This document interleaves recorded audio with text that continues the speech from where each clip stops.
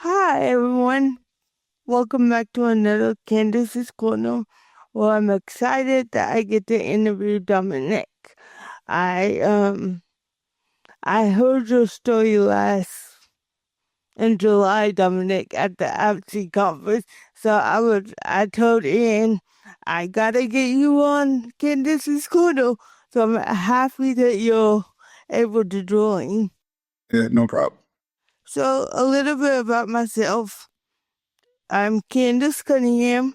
I work at the Institute for Human Development at the University of Missouri, Kansas City. I am a person with lived experience in cerebral palsy and developmental disabilities, and I've been in the advocacy effort since 2006. So a long time ago. Ooh. Yep. I work for the reset at the USAID at UMKC IEC. What the reset is a speaker for a training and technical assistance centers for people with lived experience and developmental disabilities. Eh, this speaker schools include Candace's Quarter and Take Five with Sky and the Reset Academy. So Candace's Corner is a podcast series where leaders from across the state, like Dominick, get to talk about key issues affecting the disability communities. These past few sessions have been around the People Post of Missouri priorities. And so we're going to talk about self-determination and employment to them. So I'm excited to have Dominick McKinney, a self-advocate from Kansas City, Missouri. So hi, Dominick. How are you Hey, today? good. I'm good today. Good. So during this episode, we're going to hear from Dominick and his employment story, how Dominick was connected with Job One, and why advocacy is important to Dominick. So, Dominick, could you tell me a little about yourself and your story? Well, um, from an early age, um, I was taken away from my mom. Um, and from there, went from group foster home to foster home, and was abused, and you know, never really got a chance to get comfortable. Um, and was always moving. And I went to Hickman Mills for a little bit. Never really had a chance to, you know, stay there. Um, and then I went to Raytown South and had to move again. And then fast forward, here we are, 2008. I finally found a school where I graduated from Grandview High School, 2010. And so from there, I started at Job One. Now I'm in a agency where I can say that, I'm finally comfortable and I don't have to stress about moving or, you know, uh, been in this agency for 15 years. Ironically, that's how long I've been with Job One now. So, Hey, that match up. Awesome. yeah, Um, I know you talked about being in a foster system and having to move, from Hickman to Great Waytown. How did that affect you? it, it affected me a lot because I'm the oldest. I got a little brother that also, you know, we never been separated. But as the oldest, I think it affects me more because, I have to see a whole lot more than he does.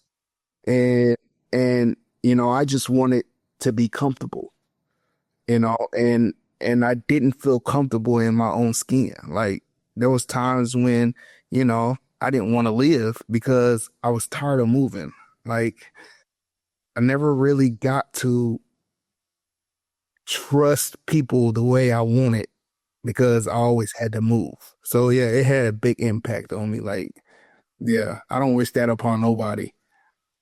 You tell your story so like can see like you're passionate about it and how yes you had to move so many times, but you could share that with younger people who might have to deal with that.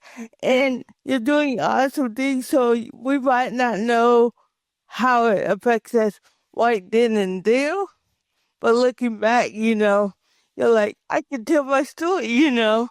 Yeah, yeah, yeah. That's the whole point of me. That's the whole point of me doing this. I want to inspire the young generation and let them know that, hey, it's okay, you know? Or they can look at you and be like, yeah, she's doing it too. So it's like, yeah, Yeah, we got it together. Yes, yeah, yes. yeah. I want to make sure I got this right. Did you started working at a shelter workshop? Yes, I did. So, what was your experience working at that shelter work? It was challenging. It was challenging. One, because I was frustrated because in my heart, I felt like I didn't need to be there. I felt like that wasn't the place for me. And and so much frustration, and I just wasn't getting along with people inside of there because you in a shelter workshop, you're dealing with people with different disabilities and different personalities. It's not it was challenging. But throughout the years, I start to find myself and understand, okay, I'm working in a shelter workshop. I got to remember that people are not going to be like you. There's people that's not going to understand a whole lot of things like you would understand. So I just had to be patient, and I was always told by my supervisor, like, remember where you working at, Dominick. You're not you to get out in the community, you got to start here first. And how you act in a shelter workshop, it all depends on if you're going to make it out there in the community. If we can rewind life back, I felt like there's a whole lot of things that I could have done better. Like one, speaking, advocating the right way instead of, going, disrespectful and work wise. So, Well, and I was gonna say you might think about going back to that, but honestly, if that's your experience, so if you didn't go through that, you never know where you will be. So that experience taught you so much. yes, yes. And I always tell myself, I was like, you got to go through the past before you can get to the future. Yes. And Yes. Yes. uh, Yes. So, and where do you work now? I work at a federal complex in here in Greenview off of Bannister. Oh, It's a okay. Sorry. Yeah, yeah. It's a federal building, uh, and I clean. So Sorry, my light came on. I think I have met you there when I did my internship at yeah, Subway. Okay, sorry. It's too early in the morning for me. Don't see that. So, okay, so and you've been working there for how long? Sorry. I've been working at this area for 6 years, but of course, in job one in general, 15. So Okay. And then how did you get connected with Job One? um, well, I got connected right after high school, 18 years old. Um, this lady Christina Carpenter was in job one at the time, and I went up to the workshop and for an interview, and from there, after the interview, that's when August 23rd came around, and they told me I had a job. So I was 18 years old at the time. You've been connected ever since. Yes, Yeah. yes, yes. So that's how I was connected. At the time, I didn't know nothing about Job One. But I them reaching out to me and telling me to come up for an interview. I think that they was giving me opportunity. Yeah, of course, of course. And, and then, could you share how Job One helped you find your job within the community? Um, well, I was still at the workshop at the time. And you know, they felt like that I was at the workshop long enough that I had improved well enough. So the first time that I worked out in the community was at the Army Reserve. First time back in 20, it was, I don't remember exactly when, but um, that's when I was working with a guy named Richard Moody. But the way he's no longer here. He's no longer with us. I became really close to him back in 2017. He passed away. So I'm sorry for that. yeah, it was hard. But you know, um, he always taught me, hey, you do your job and get out of there. So that's what he was all about. So um, I was there until 2017 after he had passed, and yeah, that was the first time that I started working out in the community. Wow, wow. So within that 7 year from 2010 to 2017, you worked in the social workshop, and then when Richard helped you find your job, that's when you started. So what do you like about working in the community? Working in the community is like obviously nothing like working at a shelter workshop. You dealing with people that's more high functioning, and I think that's what's the biggest difference for me is that I'm get to be around people that's more like me, that jokes around, that you know, but also know when to be serious. And that's the good part about working in community, but it's also, you got to know when to get the work done.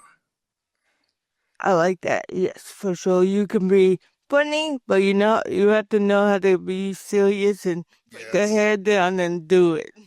Yes, and I was always told that, you can't go in a community goofing off like you would in a workshop because it's a big difference. So Yeah, for sure.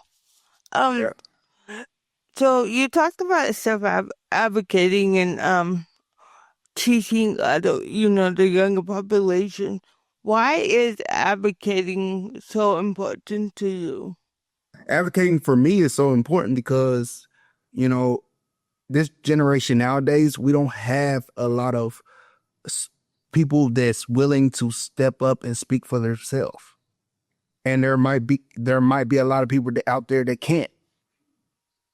So my first time ever advocating was 2013 when I was in the shelter workshop.